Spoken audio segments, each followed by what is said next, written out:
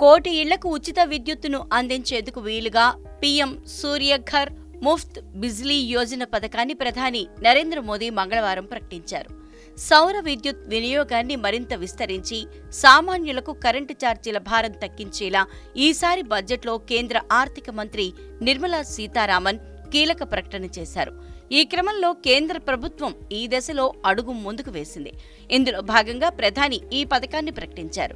ప్రధాని మోదీ ఎక్స్ వేదికగా ఈ ప్రకటన చేశారు. మరింత స్థిరమైన అభివృద్ధి, ప్రజల శ్రేయస్ కోసం పీఎం సూర్యఘర్ ముఫ్త్ బిజ్లీ యోజన పథకాన్ని ప్రారంభించినట్లు ప్రధాని మోదీ పేర్కొన్నారు.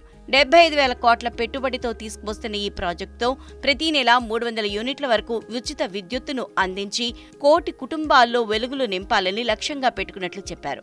దీని కింద అందించే సబ్సిడీలను నేరుగా ప్రజల బ్యాంక్ ఖాతాల్లో జమ చేస్తామన్నారు. రూఫ్ టాప్ సోలార్ వ్యవస్థ ఏర్పాటుకు బ్యాంకుల నుంచి భారీ రాయితీపై రుణాలు పొందవచ్చని తెలిపారు. ప్రజలపై ఎలాంటి వ్యయ భారం ఉండదన్నారు.